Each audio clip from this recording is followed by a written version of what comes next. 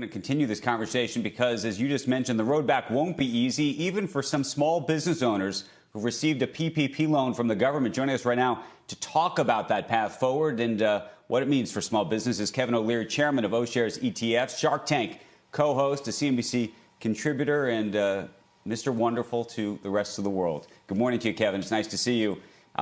It sounds, though, you know, I know you're always bullish, or you try to be, but it sounds though that you have some real anxiety about what's going to happen to some of these small businesses, even those who are getting these loans.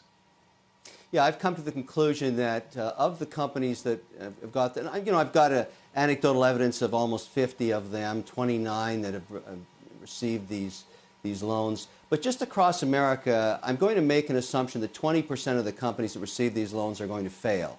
They're going to go bankrupt because this loan provision is really a Feb 15th to June 30 event. And if you haven't figured out alternative distribution strategies by then, you will fail. And the ones that are tied directly to restaurants, for example, or sporting events, or food supplies, or entertainment, they're going to fail because we can't continue to just keep funding them in perpetuity. And I agree with that strategy.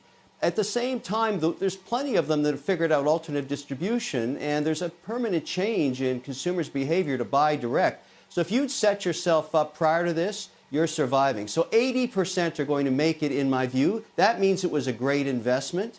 But, you know, we now start to think about when there's two different kinds of business. There's virus business, and there's one that can survive without any therapeutic or inoculation. And those are the two differences we've got in America. And I think a lot of them, and I'm talking about, ones that have grown to mid-sized companies, want to resolve this China deal now because we want to be able to sell our products to the world's second largest consumer growing market. And we have failed there. That deal we got in January is not good enough. It's only 20%. So I'm in the camp, Andrew, and I know you're having a big debate about this, to hit the Chinese very, very hard now. For three things: IP, I don't want to litigate in their markets, and I want access to their middle-class consumer.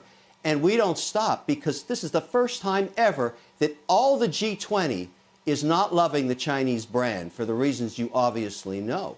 And I think we should go back as hard as we can. And I'm pushing out for the administration that's going to work this new trade deal now that they're talking to each other, be harder than ever before. Listen, I respect the Chinese and all that, but I've got a lot of questions about why we can't move to a level playing field between what benefits they get here in the U.S. market that I don't get in China, and I want them now. Right. Kevin, let me ask you a question about this, and we're going to have Secretary Pompeo on later, and we can talk about this, but I don't think there's a lot of people who are going to disagree with you that long-term we need to deal with these issues, but there's one complication, and I hear it a lot from people in the scientific and healthcare community right now, which is we are still dependent on PPE and other supplies here in the United States coming in from China. And if we continue to raise the rhetoric with China strategically in this particular moment, do we put that in jeopardy? Andrew, let me push back this way. In a few months, we were going to have the World Government Summit in the UAE and the G20 in Riyadh. And the theme was going to be entrepreneurship globally and climate change. Forget about all that now. Pandemic avoidance protocol is now at the top of the list.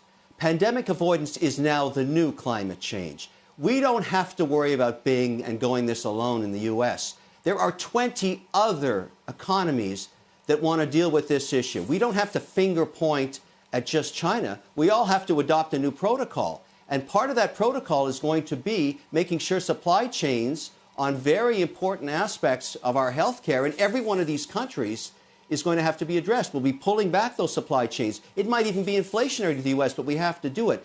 My point is, when we have those discussions in just a few months, we are going to include China in them in terms of what they can bring forward to tell us how we stop getting these coronaviruses and SARS.